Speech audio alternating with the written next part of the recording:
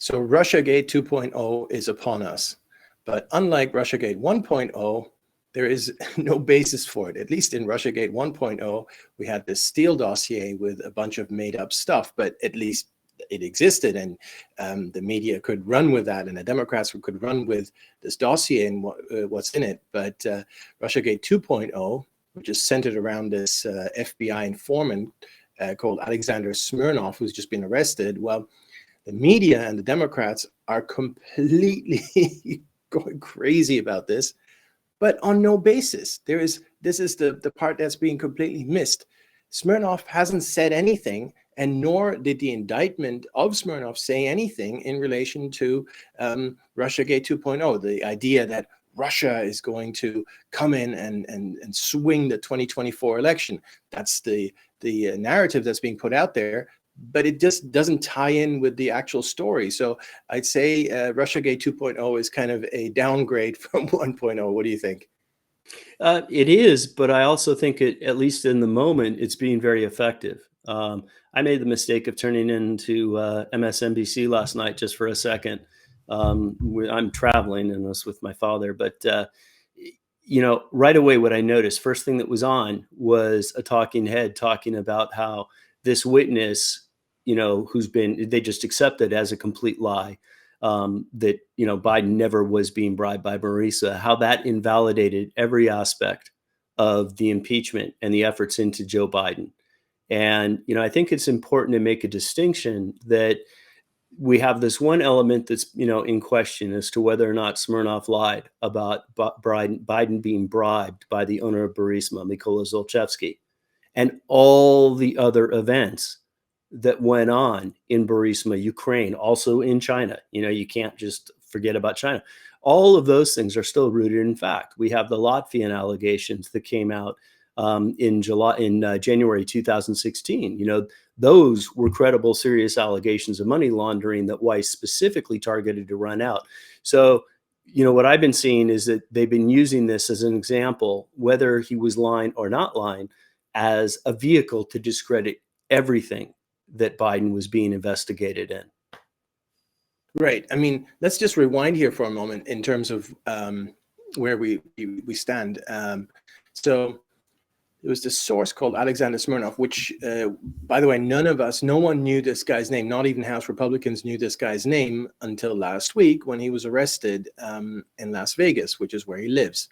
And he's an American citizen, by the way. And so we didn't know that. It was speculation out there as to who this source might be and so on. So the reason why we knew there was a source was because in last year, 2023, House Republicans, or actually with Senate Republicans, Grassley and his team, released some information on a source report, and the source had alleged in 2020 that Biden had received a bribe for firing the prosecutor in Ukraine. So that's the kind of the broad outline here.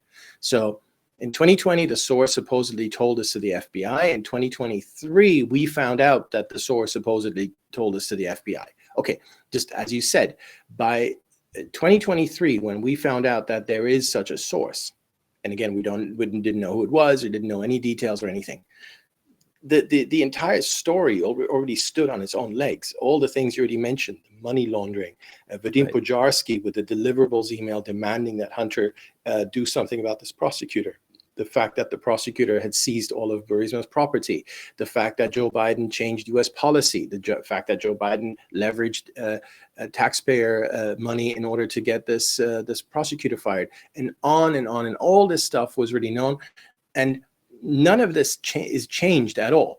So what has happened is, I completely agree with you, is that Democrats seized on this one guy. I mean, this is just like a drop in the ocean in terms of the bigger scheme of things. Just one guy said that Biden was paid a bribe. Okay, this is one guy who said this in 2023. We didn't know about it until last year.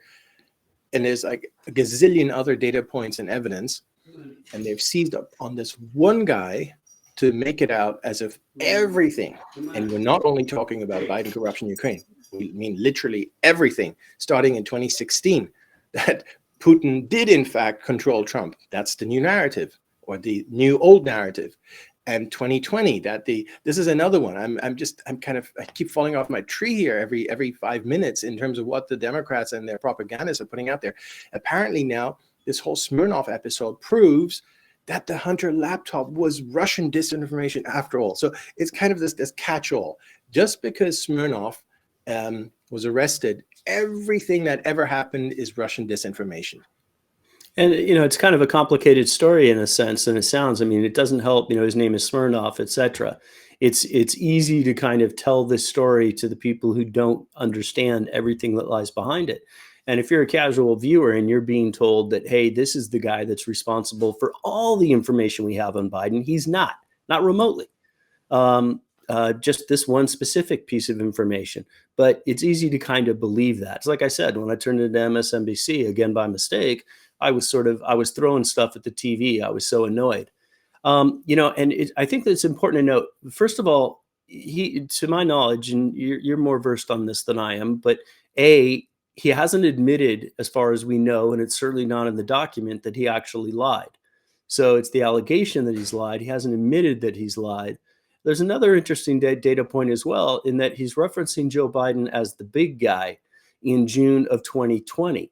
And that's almost 4 months, 3.5 months before the laptop came out, and before Tony Bobulinski made his, kind of splash with the news that he stuck to, by the way, and defended himself very well against attacks during congressional testimony a week or so ago. But, the whole idea of the big guy as being the handle for Joe Biden was not something that we knew at that time. Now, does that mean that Smirnov wasn't lying? No, it's just a data point. But it is interesting, and also he hasn't admitted he's lying.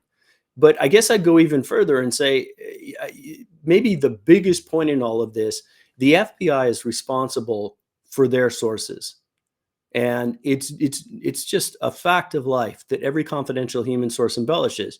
Now, why do they embellish? Because they want to get paid. They want to continue operating as a source for the FBI. So it's just a known quantity that they're always going to embellish. And it's the FBI's job. It's really their whole job, is to vet these guys thoroughly and fully and understand if that information is good or bad. And they've been using Smirnov for a long time and considered him a very valuable source. And they continued to use him after this information came in. Yeah, no, that's exactly right. I don't mean to digress here, but it reminds me of Igor Danchenko, the famous dossier so-called source. He admitted to the FBI that when Steele told him to go and find out stuff about Manafort, and he didn't even know who Manafort was, but he didn't let on, and then he came back with some story, and then he told the FBI he did that because he had to tell Steele something. After all, he was getting paid to do this. So, and you're absolutely right. That's the kind of foundation of this. So this is the starting point. And of course, the FBI knows this. The FBI knew 100% that when in June 2020, this guy, Smirnov, shows up and says, oh, Biden got a bribe, that was 100% embellished. And the reason the FBI knew it was embellished is, well, there's two reasons. First of all, Smirnov had not told that for a number of years, whereas he supposedly heard it years earlier, and he never told that story. So, okay, that's a bit strange. But there's a really important reason why the FBI knew it was embellished, or at least extremely coincidental. Just right before Smirnov told the FBI that about the bribe, the Biden tapes were published by a guy called Andrei Derkach in Ukraine. The Biden tapes are tapes of Biden talking to Ukrainian then President Petro Poroshenko, and those tapes are extremely incriminating in terms of Biden influencing and shutting down FBI investigations. And it's just, we can probably get into this on another show, but the fact that those Biden tapes were completely covered up by the media back in 2020 in itself is a huge scandal. Yeah, so shutting down FBI investigations that the Ukrainian president wanted shut down. Yeah, no, you're absolutely right. I should have said that. So, and Biden's on tape saying that, and yet no one could basically ever heard of the story because the whole thing was suppressed. And here's where I think Smirnov comes in. Smirnov, we can see from his messages, text messages with his FBI handler and so on, is obviously very well clued in, and he does know the people in Burisma. And he was authorized by the FBI to break the law. It says that. He was authorized to do that in order to find out stuff. So when people say, "Oh, Smirnov had like shady sources or whatever," that was his job. He was paid to go over to Ukraine to talk to dodgy people. That was the FBI was paying him to do that and gave him a free pass to do that. That's written down in the indictment. So Smirnov goes over there and does his thing and comes back and tells stories, and then suddenly he shows up in June of 2020 and talks about Biden bribery. Well, it happens to coincide with the Derkach tape. So it doesn't take a genius to figure out that Smirnov knows what's going on. He knows the Burisma people and so on, and he just wanted to kind of push things along a bit. Like, no, what this Andrei Derkach is saying, yeah, I know that too. I know it from Burisma. I know that a bribe was paid. He's just trying to push things along. Now, that in itself should have been a red flag for the FBI, the timing, right? As we just discussed, why would he say it when he said it? And how come that is kind of in tandem with what or just follows up on what Derkach said? So they should have been aware that this guy probably embellished that, probably wants to push along the investigation. I don't think for any bad reason. I think he genuinely thinks and knows. He knows all the other stuff that we just talked about. Plus, he probably knows a lot more, about the money laundering and, all the things you mentioned. So he just wants to kind of push things along. And he did that. And I'm very sure the FBI knew right then and there, well, we got to be a bit careful with this because of Derkach, because of all the circumstances. And it kind of just sat there. So why didn't they go after him right then and there? I think it's obvious that you can't prove what he was told. He's a guy that you send to Ukraine to come back information. He comes back with information. How can you prove that he was or wasn't told something? So they just kind of let it sit. Well, it's also, they expect to get some embellishment as part of this process. They expect that. And I actually think there could be two explanations to this. I think yours is the most likely. But I do think it is possible that he saw this information come out and thinks that, hey, wait a minute, maybe now this is going to cause it to gain traction, and wanted to go and volunteer this information. As I said, I think your explanation is more likely because that was kind of big news about a $5 million bribe, but that is a possibility. But either side of the coin, that you might fall on, what it doesn't change is that right there was an immediate onus upon the FBI to go investigate that information. It was either true and it was a big deal, or it wasn't true and they needed to understand when and where their confidential human source was lying. And they knew when the tapes were released of the day before. So, it makes that, to me, it makes that knowing whether that information is true or false, knowing that much more important. Because if it was false, it indicates a potential op coming off of that information coming anyway. To me, it was crucial that the FBI vetted that. It's not believable to me that they didn't vet it. No, I agree with you. I think it's actually, in terms of the counterpoint you made, I think it's actually a combination of both our points. The guy demonstrably was in touch with Burisma officials and actually, top people. So there is no question that he would have had some kind of insider info. He was advising Burisma supposedly on some investments in the US and so on. So, they chat. It's entirely possible that Burisma bragged about this and that. Oh, Hunter Biden's on our board or whatever. You have conversations, you have a couple of vodkas, whatever. I have no doubt that he was told various things. And even if people doubt that, there is no way you can prove that he was not told any of those things. And I think he also, beyond that, knew, for all the reasons we already mentioned, for the same reasons we knew at the time in 2020, even in 2019, about the Biden corruption, because it was so obvious. Biden's on tape. He admits he got the prosecutor fired, leveraging U.S. taxpayer loan guarantees. So he knew all that, and he wanted to kind of push it along. And when I said embellish, I think that's really the perfect word. He did know stuff. He might not have known specifically about the 5 million, although I agree with you. I wouldn't necessarily totally exclude it, but he knew there was shady stuff going on, and he just kind of, you're right. Because of the Derkach tapes, he thought, well, now is the right time to kind of re-emphasize this story. Yep. And, it could have started off with something he heard along the lines of 5 million. It could have morphed into a larger story, but none of that changes the fact that the FBI needed to vet this stuff. One thing that I thought was worth, maybe you could just touch on real quick, because you sent out a tweet where you noted a little piece out of the Weiss indictment, which was just kind of ridiculous. And, Jason Smith he's a former investigator for the House Intel Committee, and he jumped in, actually Senate Intel Committee. Anyway, he jumped in on both of our tweets on this.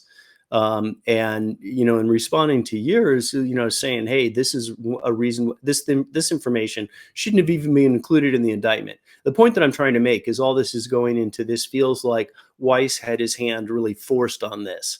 He knew all this information on the way back. Why wasn't he looking at it then? But some of the information he's included in this is kind of ridiculous.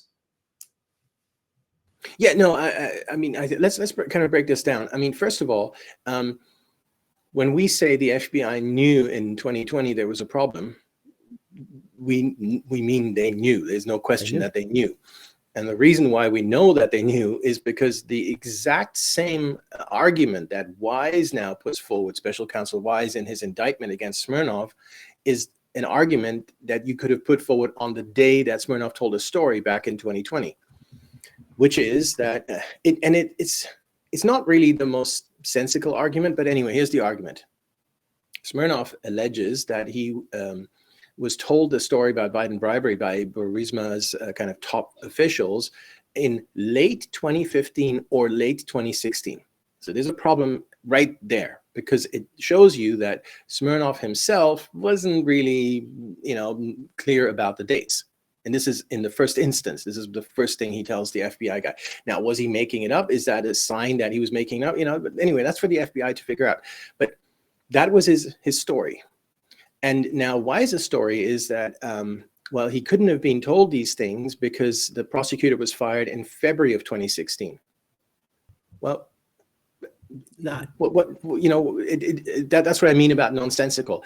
It's entirely possible that he was told these things after the event. That, as we said earlier, the Burisma people, had dinner and then they bragged a bit about what happened and whatever. But okay, let's accept that's Weiss's argument. So Weiss said, no, he only heard that in March of 2017 at the earliest, because that's when he actually sat down with these Burisma people. So we're talking about a difference between late 2016, according to Smirnov, or March 2017. Now, both of those are long after the prosecutor was fired. So if that's the argument that, you couldn't have been told these things after the prosecutor was fired, which is Weiss's argument, then it would have applied to what Smirnov says as well as to what Weiss says. It makes no difference, because late 2016, March 2017, same thing in respect of the prosecutor being fired. So anyway, the short of it is that the same argument that Weiss is now making in his indictment could have been made in June of 2020 when Smirnov came forward with this information. But they just let it go. Yeah. One of the things that I thought was kind of interesting about this whole thing is you've seen Democrats making, as we were talking about, a gargantuan issue out of this and trying to extrapolate it outwards as proof that everything is fake. But one of our, co-investigators raised a fantastic point, and that was that we're not seeing a lot of new detail on any story coming out of the New York Times or the Washington Post. And as soon as he said that, I just was like, oh, wow, yeah, that's a fantastic point, because historically, the intelligence community, they kind of leaked to the Washington Times, DOJ states kind of leaked to the New York Times or Washington Post, and DOJ and state leaked to the New York Times, and that's kind of blended over time. They're a little more indiscriminate between those two. But the details that are coming out, there's no new details. I mean, they're really kind of weak stories. So there's no source within the intelligence community that is leaking incremental information to the people that they always do so to further a narrative. In other words, they have to be somewhat concerned about what that story actually represents. If they thought this was very damaging, I think we'd be seeing leaks all over the place going into the major outlets. And we actually haven't seen that transpire. And nor do we haven't heard a whisper of that before. The first time we ever heard about Smirnov was through House investigators, and you and I have been delving into this forever. We didn't know about this guy, and we know all the other stuff, but we didn't know about this. So I find it very interesting that he's never come out in intelligence sources that make their way into the public. Those are usually very direct.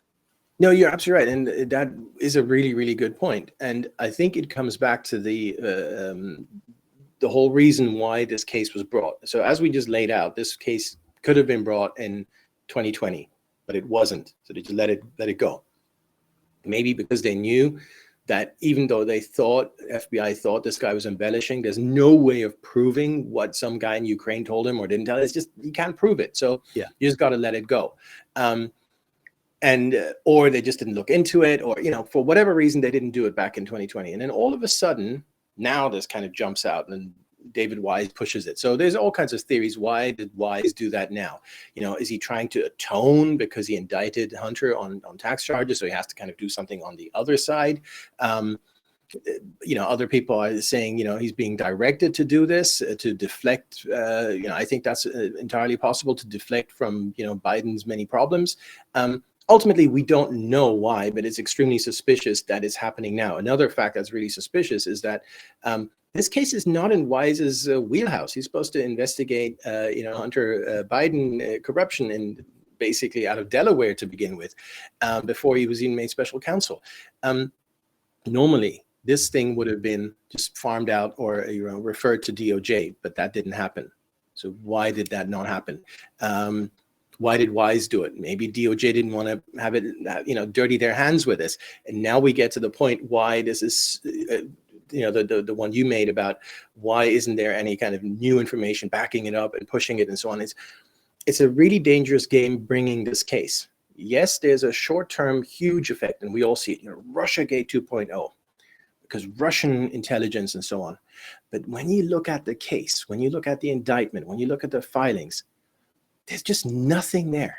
I mean, let's look at let's pull up the operative sentence here. The main thing that it's all about here.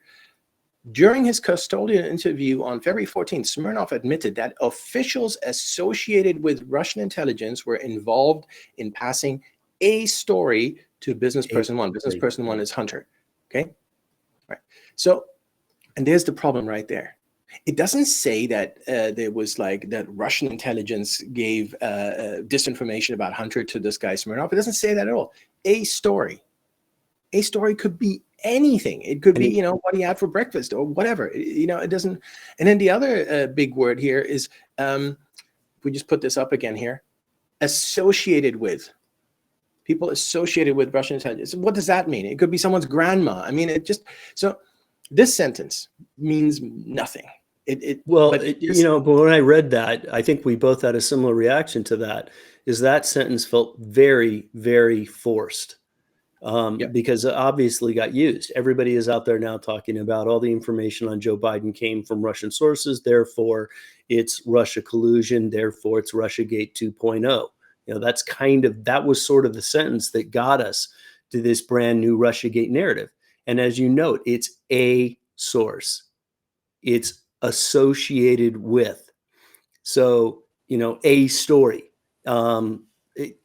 He could have been, first of all, it could be just fabricated. Second of all, he could have had a one-off conversation in a bar with somebody who might have at some point in his time, talked to somebody who was associated with it. It's just so ridiculous to have that in there. But that's the sentence that's being used to propagate this Russiagate 2.0.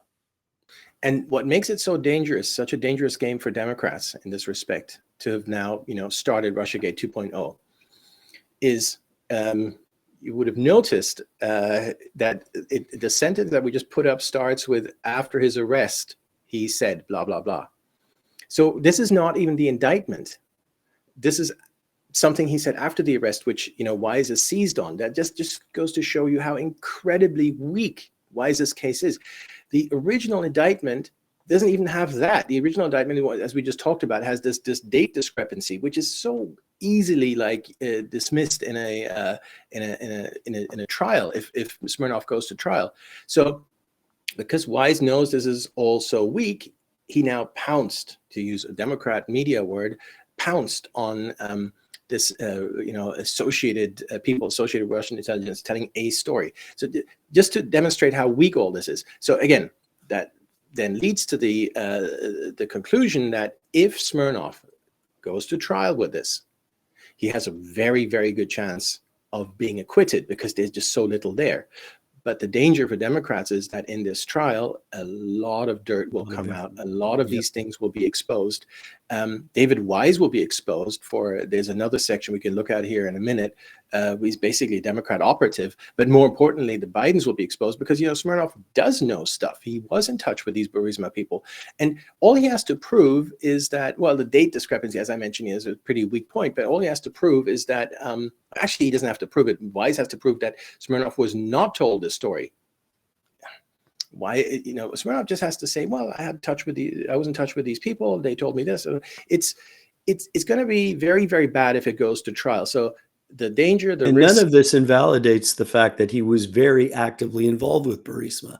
That's not been excised by this. It's just a matter of whether or not that statement was relayed to him. Doesn't change how deeply he was involved with helping Burisma on various deals, etc. That's factual. No, that's exactly right. And he'll bring all that up just to, and the fact that he was a well-regarded source all the way back to 2010 and, on and on and on. I mean, there's so many things. I mean, all his reports will say, yeah, well, we had some of them being released in some of these trial documents where he said no derogatory information, everything good, source handler super happy and so on. And all of that will be presented if it goes to trial. So that's the real danger. If it goes to trial, it will look really, really bad for Democrats and for Biden, and it will just look terrible. Of course, if it doesn't go to trial, if Smirnov says okay, he gets a sweetheart deal or whatever, and he just wants to have no problems and just walk away, then unfortunately, I think this new narrative is going to stick. The fact that he would plead guilty as well would be terrible. So then the new narrative will be Russian disinformation, which again, there is no evidence of that. Not even David Weiss is saying that there is, but the media made it that. And if this guy pleads guilty, I think we're just going to be stuck with it. Yeah. One of the things I've kind of wondered about, and it may be a little silly, I may be reaching a bit here, but I found myself wondering if this was in any way tied to the funding that they're trying to get through to Ukraine right now, because it's an active effort to discredit the House investigation staff and, Comer and everybody else. And if there's a side effort to put pressure while they're on recess to go ahead and get the House funding moved forward, because they know that vote's not a slam dunk. That may be reaching a little bit. It may just simply be related to getting a narrative established and putting pressure on Biden's impeachment. But I can't help myself from wondering that, given how that's really been their real, true primary focus. I wouldn't dismiss that at all. I mean, we got the HER report about Biden dementia and so on that they need to distract from. We have, as you mentioned, the impeachment. I mean, you just had Jim Biden testify this week, being brought before Congress. There's still the outstanding issue of Hunter, who was subpoenaed and that didn't show up. No consequences, So there's a lot of problems there that they want to deflect from. And of course, the point you mentioned about Ukraine funding, I mean, it all comes together. The operative question is, who made David Weiss do this now? And we discussed it at length. This could have been done 3 years ago, but it wasn't. Why now? This is such an important point. And one thing in that respect that I would note is, if you read the indictment, which came out last week, and then you read this follow-up filing, which, by the way, the follow-up filing mentions Russian intelligence 19 times. How many times does Russian intelligence feature in the actual indictment, which is much, much longer and much, much more detailed about what Smirnov supposedly did? 0. So, and here's the thing.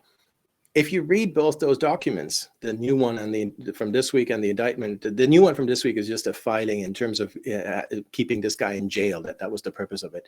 And it didn't succeed, by the way. They're written very differently. I mean, I'd love to feed this into AI and say, hey, AI, tell me, is this the same author or not? And I'm pretty sure it will come out like, no. So if I were to be conspiratorial about it, I'd be like, well, who dictated this to Weiss? The second one, the one that talks about the Russian intelligence and disinformation and so on. Yeah, there's one other element that we haven't touched on here that's probably worth raising, and that is the fact that obviously, you, I, a whole bunch of others started immediately trying to look into this guy, and this guy is an internet ghost. Smirnov does not exist online, and unable to find anything. So the narrative that's being created is that he was creating, false stories that were being pushed out there. He was influencing things, he's going to influence the election. The guy had no presence at all. The only people, as far as we can tell, that knew anything about him were the FBI. And again, it's up to them to validate whether or not he's telling the truth. That's kind of the nature of the arrangement. But this guy was not engaging in any activities publicly to shift the narrative one way or the other. It just wasn't happening. Yeah, which brings us back to a point we briefly touched upon earlier, which is that Weiss now makes these completely wild claims, which are, I mean, I think I tweeted about this. I think this is the worst paragraph in any kind of legal filing I've ever read in my life. It's so bad. And what is worse, it is from a so-called independent prosecutor, special counsel. That it just belies all those things. I mean, as you say, this is the one. Let's pull it up here. Smirnov's effort to spread misinformation about candidate, about Biden is one thing, and then it goes. What it shows is that the misinformation he's spreading is not confined to 2020. He's actively peddling new lies that could impact the U.S. elections. It's just absolute trash and no evidence whatsoever. But as you say, I mean, the most important first point is he's not peddling anything. The guy doesn't exist online. So as you say, the only people he was telling anything to are the FBI. And that not even that is true, because he wasn't peddling anything. As we just saw with the other insert we just had here, it was just a story from someone associated with, which, could be anything. Yeah. I think for, people going forward, the thing to really watch is pay attention to what Washington Post and New York Times are doing with this. See if the intelligence community starts filtering information out to them, because right now, I think we both do indeed find it very telling that they're not trying to actively help this story. And if that continues, what one could extrapolate from that is that the intelligence community is worried that they don't want this story to cut, like, hey guys, we got a problem with the narrative you're trying to push. We're not going to help you to continue to push it. So that's probably something, obviously court filings, but keep an eye on that development and see if that continues as it has. Because I think that tells us a lot about what's going on. Another data point to back that up is that Fusion Ken Delanian last week put out this story about a very, very negative story about how Biden lied about Robert Hur. Well, who authorized that? Who told him that? So someone must have told him what actually happened in the Hur interview. Just to recap, I don't want to digress here too far, but Hur mentioned that Biden couldn't remember when his son died. And then there was this huge outcry, and Biden and Dr. Jill and everyone complained, and how dare you bring that up, blah, blah, blah. And then it turns out Biden himself brought it up. Hur never brought it up. Biden was there, like, oh, my son. And then he couldn't remember. So it was a completely, absolutely valid thing to say. But for Ken Delanian, Fusion Ken, with his connections with Fusion GPS back with the with Russiagate 1.0, for him to be the one to blow the whistle on that, it was very telling, wasn't it? Yeah. And my name for him is CIA Ken, because he's also famous for running his stories by the CIA to make sure that they're okay to print. So yeah, to have somebody like that who's a leftist reporter, but not only that, a leftist reporter who's tied to two different intelligence outfits, to be saying this is certainly notable. It seems like there's some long knives that are out for Biden right now. On the intelligence side, but it seems like on the intelligence side. It seems he's got at least someone in DOJ, doing the pushback. So it's a bit of a I think that should be kind of expected, because if there's an idea that there should be a shift, and that's going to come from sort of the intelligence community, et cetera. Whereas in the DOJ at the top level, it's kind of his guys, or at least Obama's guys. At the very top, Merrick Garland, who I feel is a Biden guy. Lisa Monaco is really more of an Obama person, but nevertheless, those would be more inclined to. It's not unreasonable to see this juxtaposition of the DOJ sort of Biden aligned and the intelligence community not Biden aligned. Having made the decision that they think shouldn't be part of the coming election, and that he needs to step down. So I think it's actually kind of validates things to see that misalignment right now. And, I wouldn't be surprised to see DOJ come, turn around and change. I'm curious to know who's driving this. My guess is it's Lisa Monaco, but I don't know that. No, I don't know that either. But as you mentioned, it's pretty obvious that there's a kind of a bit of a factional war being carried out right Yeah. now, and we're kind of observing it. It's like it's a proxy war, isn't it? Because the proxies are like Smirnov and these various other things, rather than go at each other directly. Who do you think is going to? I mean, I think the intelligence community is probably going to win this one. Oh, the intelligence community is going to win. Yeah. And I think if that's why I was kind of pondering as to who would be driving this, because frankly, I'd sort of expect that Monaco might be more willing to be aligned with the intelligence community side of things. So it'll be curious to see if we get any sort of a shift or a handle on where this push is coming from. But yeah, I think the intelligence community is going to win this game. And your friend Goldman has been out there being like the biggest mouthpiece for the, this is all Russian disinformation, everything across the board and so on, which kind of tells us he's like the useful idiot, isn't he? He just kind of, he's not clued in by the intelligence community in terms of doing any smart things. He's just a loud guy that goes out there thinking he's supposed to help Biden, not really being clued into anything. Well, yeah, Goldman is an idiot. He's been acting effectively as a personal lawyer all along for both Hunter and Joe Biden, and maybe now James Biden a little bit as well. But it's worth noting that he's also got a vested interest in this, because he's never answered my question, although I posed it to him a million times. We know that Hunter was actually putting off a interview, and the reason that he gave for that interview is that he was meeting with impeachment lawyers the next day. Well, who were the impeachment lawyers? It was basically Dan Goldman.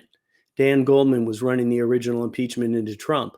So it seems very likely that Hunter Biden was actually meeting one-on-one with Dan Goldman. Again, we don't have definitive proof on that, but it sure looks like that.